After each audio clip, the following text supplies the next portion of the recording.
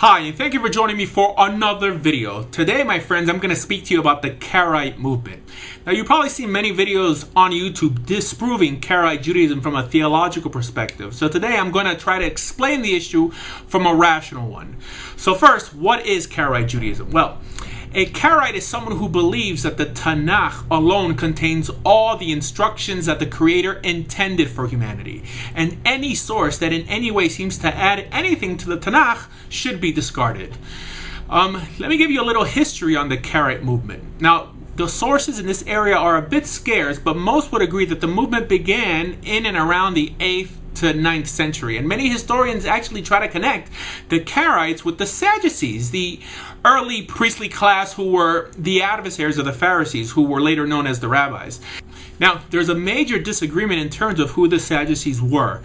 The historians claim they were religious Jews who did not believe in the oral law, while the rabbis teach that they weren't even religious at all. And not only did they not believe in the oral law, they didn't even believe in the written law, but were actually just the fallout of the earlier Hellenized Jews during the Greek occupation. And the Sadducees' opposition was not mainly directed at rabbinic customs, but rather at the rabbis themselves who opposed them. So to compare the Karaites, which are well known for their strict commitment to the written law, with the corrupt, ignorant, priestly class of the first century is really doing them a disservice.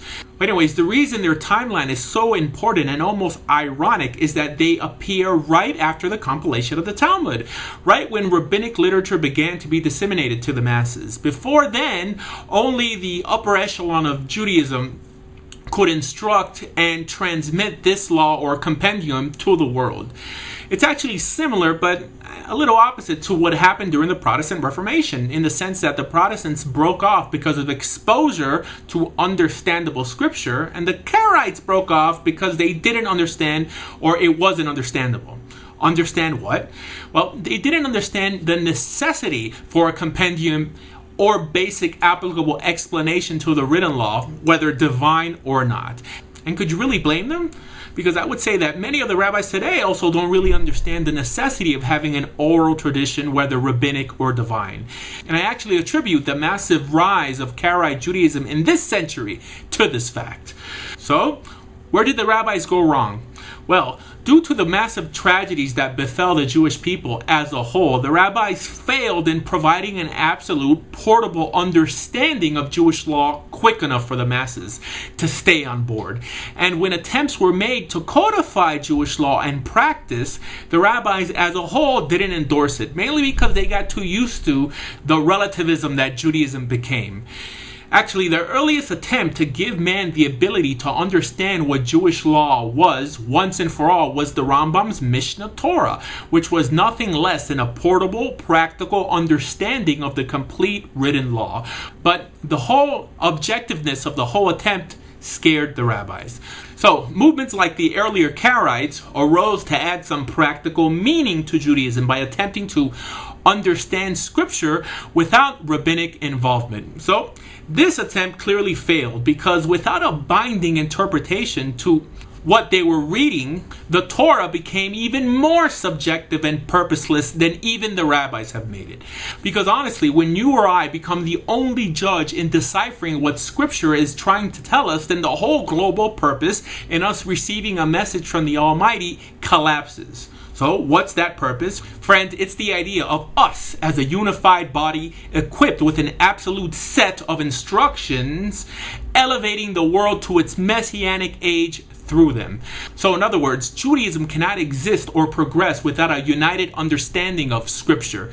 Because self-interpretation may work in a religion like Christianity that runs on faith, but a belief system that runs on laws, there has to be an applicable explanation to those laws if they're meant to be practiced. And even Christianity had Paul to codify what the Gospels meant. So what did the Karaites do? They created their own oral law to at least be able to have some unity among themselves. And these Karaites follow this oral law as strictly as Jews follow their oral law. However, the problem in the rabbinic world unfortunately didn't cease. So throughout the centuries, rabbinic literature grew, and the purpose of studying Torah lost any applicable value. The vision of great rabbis like the Rambam of finally uniting Judaism under one practical, applicable halacha was lost in the sea of halachic relativism. Now, I know I'm not describing every Karaite, because actually most of them that we find today, especially in the Western world, are newbies who have the sole intent of just disorganizing religion.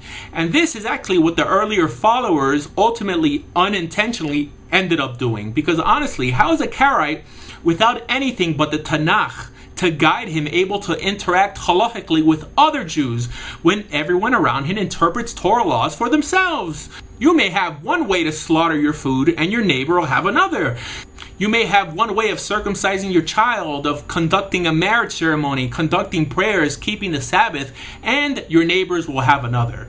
Do you understand the problem here? Friends, our God appointed us with the task of repairing this world through his holy instructions. And friends, I don't have to tell you that this task is a team effort. And if we're divided, we fail. And if we fail, we're no use to the Creator.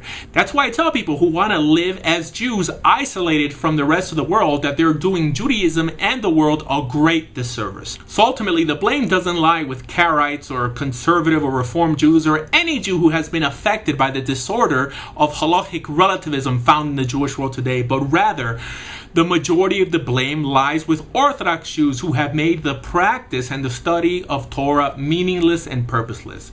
Now, let me give you actually a brief explanation of what is the oral law that we're talking about. Friends, the oral law is what is specifically known as Halacha LaMoshe MiSinai, the oral instructions we received from Mount Sinai.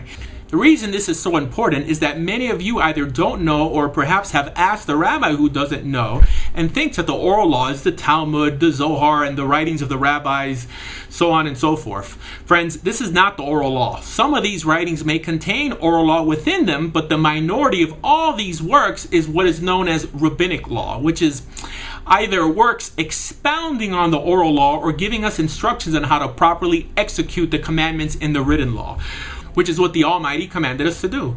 But again, Judaism does not claim that all that is contained in rabbinic literature was divinely given by the Almighty. Because actually, according to the Rambam, there are only 30 oral laws that were given on Mount Sinai, and those laws weren't entities in themselves, but rather practical explanations of the commandments in the written law. So honestly, why all the fuss? Anyone, for the sake of Achdus, could see that this is not an attempt to hijack or rewrite Torah, but rather an attempt to make it more meaningful and applicable. And in terms of rabbinic law, these laws only exist to keep the Jewish people on the same page and are thus obviously binding. But we all agree that these laws are formulated by flawed individuals who can and do make mistakes. Some mistakes that are clearly evident to those of us who keep those laws. But why don't we throw out the system altogether? Because if we do, then Judaism and the Jewish cause becomes meaningless, because there is no unity. And like we said before, that repairing the world is a team effort.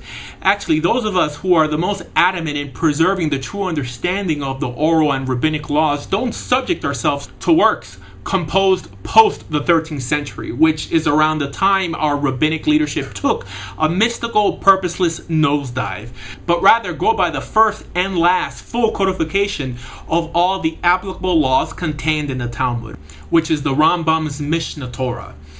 That's all, just a Torah Shebiksav, the written law, and the principles on how to apply them, whether rabbinic or divine, the Mishnah Torah.